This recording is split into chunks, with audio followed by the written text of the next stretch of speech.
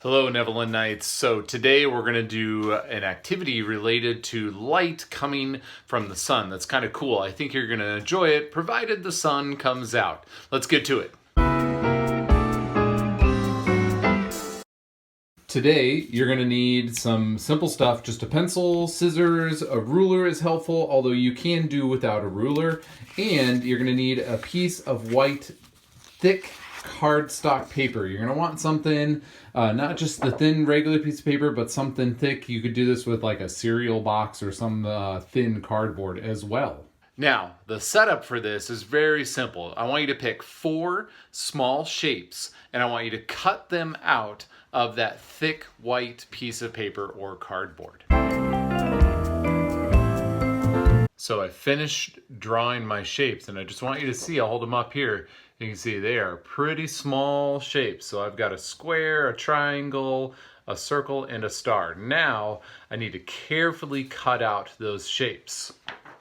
I found that it's kind of hard to do that with the scissors, so I went and got an X-Acto knife or a little knife to cut with.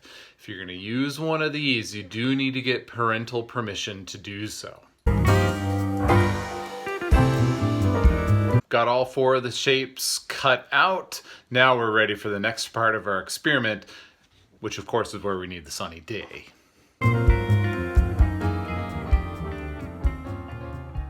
You'll need a second blank piece of paper. Put this paper on the ground. We're going to be projecting the sunlight onto this paper. Then take the paper that you cut the shapes out of and hold it above that paper in between the sun and that paper so that you can see the light on there. Start close so that you can see the shapes that you cut out. But then I want you to back that paper away or hold it higher and higher until all the shapes become the same. And that is the question of this activity. What shape do you see projected from the sunlight coming through the paper?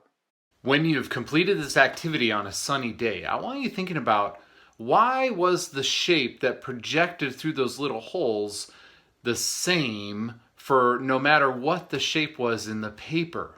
I'll give you a little hint. It's because the light is coming from the same source.